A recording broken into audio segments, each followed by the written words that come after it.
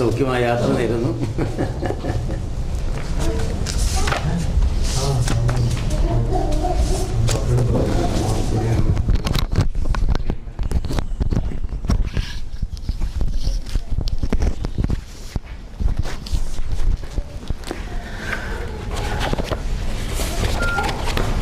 So we were talking about our worldview in relation to history. So it's generally said by Christian scholars, history is his story. What do they mean by that?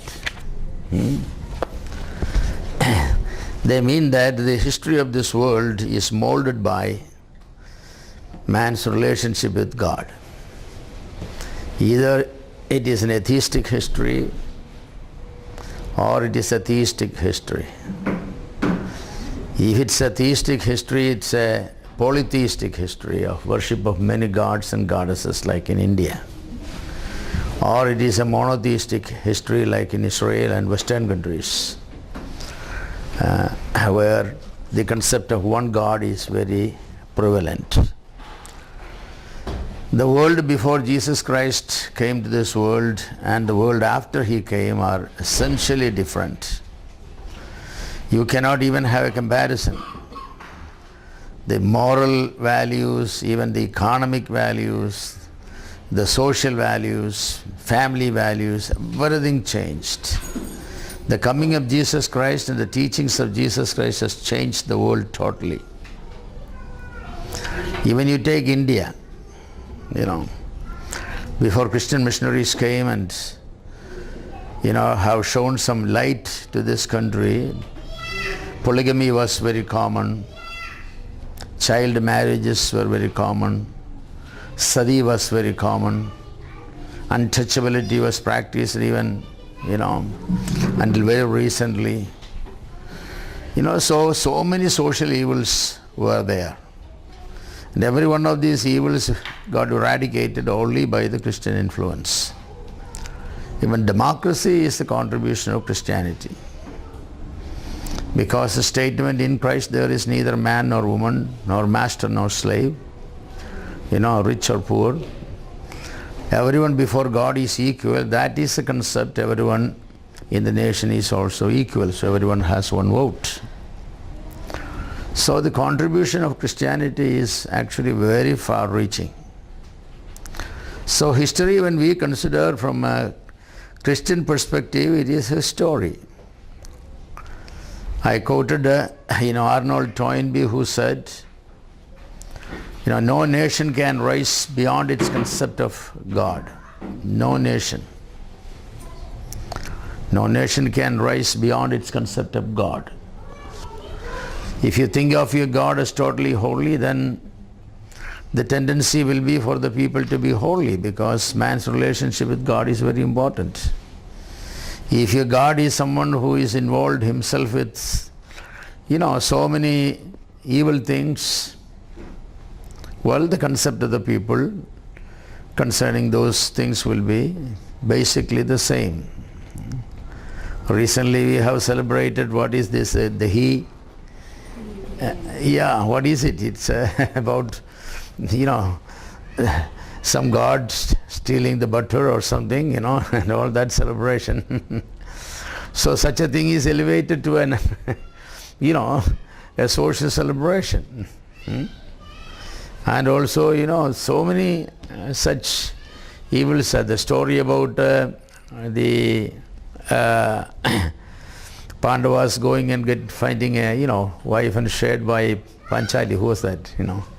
By 5 husbands and all that story, Such things are permitted in certain societies because that's what their scriptures, so-called scriptures, are advocating. But as for Christianity, no. Even the Old Testament, we see polygamy. But when they asked to Jesus Christ about it, his statement was very stern. In the beginning it was not so. It's only the hardness of your heart permitted, divorce and remarriage and all that. So Christian religion permits only monogamy, one woman, one man for life. That's the institution of family, respected all over the world today, and basically they all follow this monogamy.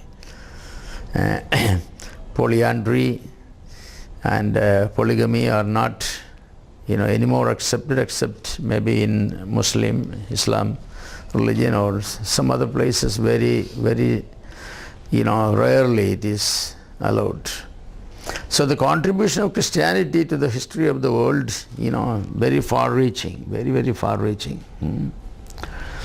Actually, if you wanted to get a reliable history of the world, you have to come to Bible. No other historian can start with the creation. Nobody. Either they have to go to the hypothesis of evolution, to which they themselves are not a witness. And evolution, because it is an impersonal thing, it cannot testify to the reality of it. But God, who created the world, says things. So we have in the Bible the history of the world. It starts with creation. And all the way it goes to come to the book of Revelation. The last chapter is the new heaven and the new earth. So actually Bible provides us the history from eternity to eternity. Eternity to eternity. By eternity we don't mean eternity past, because it only begins with the creation of man. In the beginning. There is a beginning for human history. So we'll say eternity to eternity, but then Bible gives us glimpses of eternity even beyond Eden.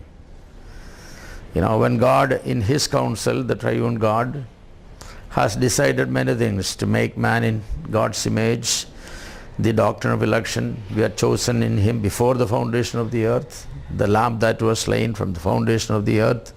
So we have many statements that goes beyond creation. Only Bible can provide that history. So anybody who wants to learn reliable history of the world, they indeed have to go to the Bible.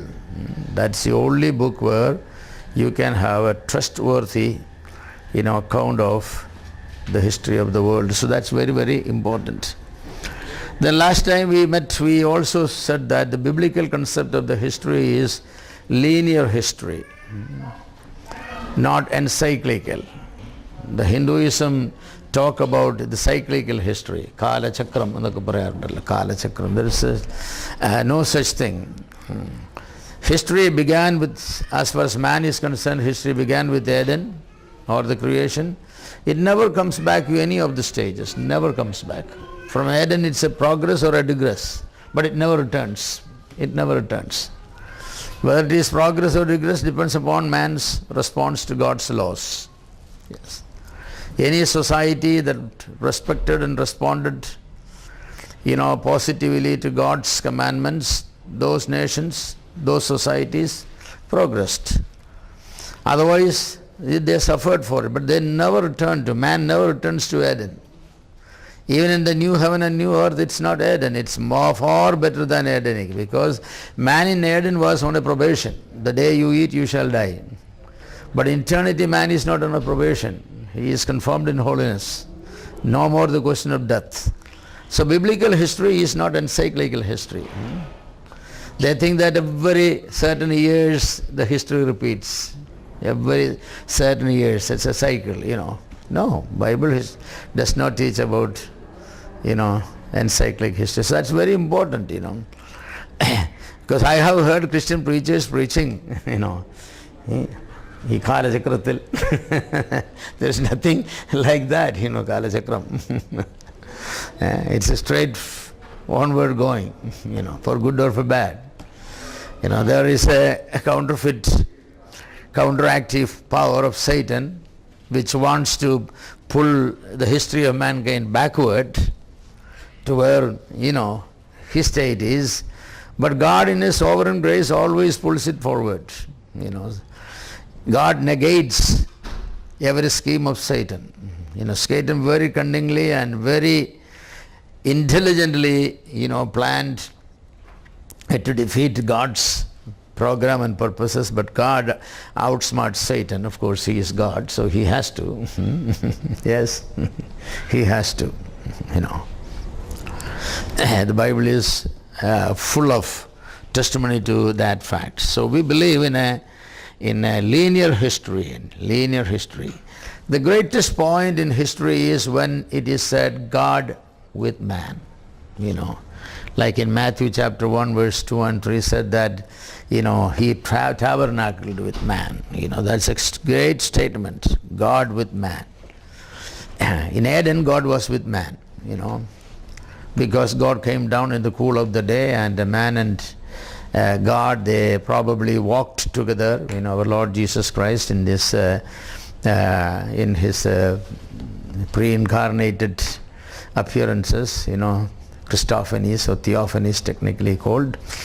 Christ came, and man and Adam, Eve and the Lord, they probably walked around the garden. The garden may have been very, very large, many thousands of square feet probably, you know, square meters. It's very large because 4 rivers were flowing on all 4 sides, and we know that it's 2 rivers are still there, Tigris and Euphrates, so they are hundreds of miles separated, you know. So the garden may have been very, very large. So God and man walking together and talking. Probably God explained it to man about every herb and every fruit and every animal, you know, what a noble days they were. And then because of sin, man and God are alienated. And then finally Jesus Christ came as man and dwelt among us, revealed God to the lost humanity. Then finally what? We have the Old Testament, God's presence, you know, in the Holy of Holies symbolically. Today we have the presence of God in our midst when 2 or 3 are gathered together, promised His presence in our midst. And then, you know, in the new heaven and the new earth, finally what? God and man are going to be together. God and man together, man with God. So the greatest point in human history is when God with man. The summation of the human history is when man with God. Man with God. In the Garden of Eden, it started man and God together, you know. So it's beautiful. Today it is God in us and we in God, or Christ in us and we in Christ. So it's marvelous, the history, you know, our Christian history, you know, looking over the history of the world, looking from a Christian perspective is great. Biblical history therefore begins and ends with Jesus Christ, the Alpha and the Omega. You know, Jesus said in the book of Revelation, I am Alpha and Omega. What did he mean? Alpha and Omega are the first and the last letter of the Greek language. You know, Greek is a culture, the Greek culture. They are the, you know, the Greek literature there is, you know, Greek philosophy, everything. So Jesus Christ is the summation, culmination of literature, culmination of culture, culmination of civilization and everything. I am the Alpha and the Omega. Outside Jesus Christ you cannot understand anything, you know. If you take away Jesus from the history of the world, you don't know. You don't know. How will you explain anything? How will you explain anything? Nothing. The beginning of the races, the beginning of languages, you know, the cultures, the fall and rise of empires, they're all with reference to God. Yes. As someone said, the epicenter of the universe is Israel. The epicenter of the universe is Israel and Jerusalem. That is. That's as far as the present and the past, present and the future, you know, history is concerned. But we will say the epicenter of the whole universe is actually our Lord Jesus Christ. He is. So the incarnation of Jesus Christ provided mankind a new outlook on history, a new outlook on history. Christ is born as a son of David in history. David is a historical personality. So when Jesus Christ is described as a son of David, saying that God incarnated to be a historical personality. Isn't that amazing? God becoming a historical personality. Because our concept of God is He is eternal. He is infinite. You know, an eternal being doesn't have beginning or end, therefore no center also. You know, if you don't have beginning and end, then there cannot be a center. But Jesus Christ came in the center of the world history as a son of David. And that's the mystery. That's a mystery. It's indeed a mystery. Yes. So Christ, his incarnation, and then finally his death for mankind, they are all history. Actually, the death of Jesus Christ, even more to say, the resurrection of Jesus Christ has made the history, turned upside down. Death was, closing every chapter of history, When Mahatma Gandhi was assassinated, a chapter of Indian history was closed. So the death of every man, and he died, and he died, and he died. Genesis chapter 5, and he died, and he died. The death bell, ringing again and again. So when Jesus Christ died, Satan and all the Antichrist, gangs, they all kind of sighed. They said that, well, victory is on our side, but not. When Jesus Christ rose again, history began. Jesus Christ rose again, history began. Until then we see that the people worshipping God on Saturdays. Yes. But the day Jesus rose again, worship began on Sunday. That very day, John chapter 20 says, that very day being the first day of the week, Jesus was risen. Disciples gathered. They always gathered on Saturday evenings, but they began to meet on Sunday evening. It's a new beginning. It's a new beginning. Easter is a new beginning. Those, lily flowers, blooming during the Easter, you look at the valleys, you can see the white lilies, so beautiful. And interestingly, the lily plants have no leaves, no, buds, nothing. They are under the earth for all those months, and right before the Easter, those stalks come out, and in a week they bloom. And then after a few days they die and go. It's a symbol of new life. It's wonderful and beautiful. Poets have described them so beautifully, so many of them, Look at them. Jesus Christ has brought into humanity a new and fresh hope. Death is defeated. Man is no more under death. Paul was able for the first time in history to challenge death. Oh, death, where is your sting? And where is your victory? Nobody from Adam ever challenged death like that. Every great or small man, powerful people, politicians, statesmen, rich businessmen, educationists, whoever, they knelt before death. And they were defeated. But Jesus Christ defeated death. He said the keys of Hades and death, it's with him.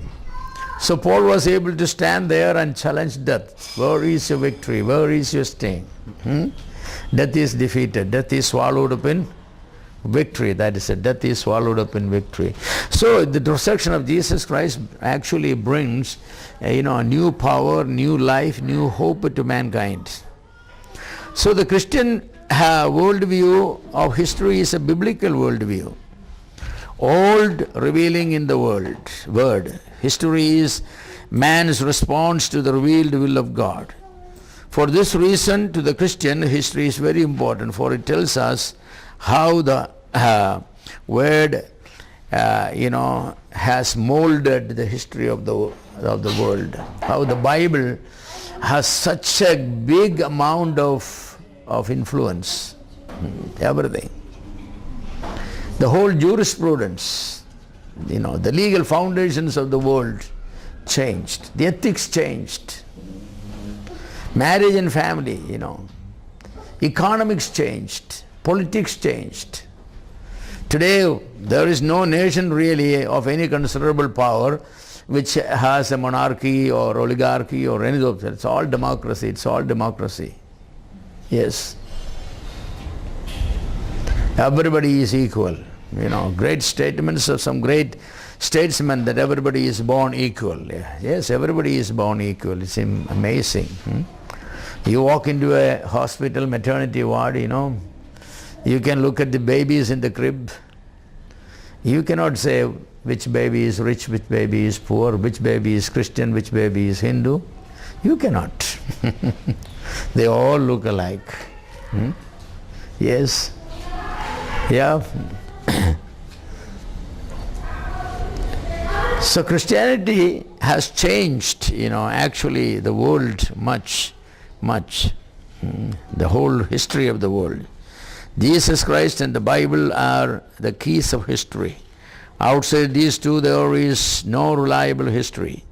Either Christ is historical and the Bible provides us as the correct record of man's story, or the events of the world has no meaning and purpose.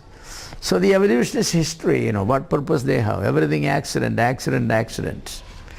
You ask an evolutionist, what will be the future of the world? They say, we don't know which Big Bang going to happen again. They have no hope. Only a Christian has the answer, where the world is going to. So history is not merely recording events. What is history? History is not a record of events. History is interpretation of events. History is interpretation of events. If merely recording events has no meaning, Yes, so-and-so was born, so-and-so died, so that's history. The question is why Mahatma Gandhi was assassinated. The fact that Gandhi was assassinated is no big history. That's simply a statement of a record. Jesus Christ died, that's history. But why Jesus Christ died, that's the interpretation of the history. That's the most important part. Why Jesus was born, that's what mystery is made. Thousands of children were born on that day all over the world. If the records or birth record simply stated that, Mother Mary, Father Joseph, place of birth, Bethlehem and date and all that, then that's no big history. That's only a record. It's interpretation of the history. Why this man was born, why he came, who was he? That's what history is. That's going to be, sad story is, majority of the human beings that are born in this world do not create history. They do not create history. You just born, got some education, took up a job, married a woman or a man, had some children, then died a day. There are few people who create history. So I will say that even if you live only a day, create a history. Yeah. To create a history, if you are just following everybody else, you cannot create history. You have to be somebody different. Somebody different. The people that we remember in the world, whether it is Plato or Aristotle or Socrates, Seneca or who you wanted to remember, history, there are many people, Buddha. Or you wanted to remember about Abraham or Isaac or Jacob or Joseph or David or Solomon. Why are they remembered? They all made some history. That's it. They made some ripples, in the sea of mankind. Yes, that's what makes it. So the question is, what ripples you are going to make before you go? I had a friend, we both were elders in the same church, we both worked for the same institution, where there was plenty of opportunity for overtime. In America, if you work overtime, that's what makes money. Otherwise, there's no, your regular salary it's overtime, you get time and a half. If you work double overtime, you get double of your salary, your wages, whatever it is. So my friend never worked overtime, never. I also didn't work. So everybody was, 4 o'clock or 5 o'clock, out, punch the card and out. So one day he was asked, why don't you work overtime? This big money, we all take this big fat paycheck every month. You take this lean, So he asked them the question, so what do you do with all the money? He said, we now buy nice cars, expensive cars. Then what do you do? We drive those cars, then we reach home, then what? We watch nice televisions, Then what? Eat nice food, then what? We go to bed on nice, bed and mattresses and all that, cotton always, then what? Get up in the early morning, then what? Come to office, then what? So he goes then, he said that we die one day. He said, then why don't you die early? After all, it is the same routine you are doing, getting up, getting down and all, self. If that's all what with money you are doing, you are not doing anything. So then I said, what do you do? I said, well, I do a lot of things. I come work and go to spend my time with my family. We go out for, worship, meetings, teaching. We go out to share, about Jesus Christ with people. And, he's described and then he said, one day I'll be promoted to heaven. That's what makes the difference. So our history doesn't end here, And during that time, we have to make some ripple, something, as somebody said that I wanted to leave my footmark on the beaches of humanity, where the next generation can see these footmarks and they can keep their feet on my footmarks. Of course, the footmark of Jesus Christ, stands there above everybody else. Yes, but there are many people like Paul who said that follow me even as I am a follower of Jesus Christ. So I encourage you, make history, make history. Let your birth and let your life and let your death be at least a small, a small historical moment, Simply don't people say that, well, he was a good man, Achan nallarunnu, Mama nallarunnu, they died and gone. Well, and even before the first death anniversary comes, everybody forgets about you. You are lost completely. Nobody talks about you. Is that terrible? If that's all, what's the purpose of life? No. No, I challenge people to make history. So history, what I said, is interpretation of what you do. What you do. There's an interpretation of history, what you do. If there is nothing to interpret, then there is not history actually, There is actually no history. One major factor that decides the reliability of a record is the authorship. What the author writes are the reliable eyewitnesses details or hearsay details. Books written many, many years after the events have taken place by people who never lived when the events took place. The history of the Bible and Quran claims that, not Quran claims, but at least the Muslims claim that Bible is changed, right? Yes, they say the Bible has been changed here and made because Bible talks about Ishmael being, Bible talks about Isaac being offered as a sacrifice, but Quran says that it was Ishmael. So they say that the Bible is changed. The interesting thing is, Quran borrows history from Bible completely. Everything.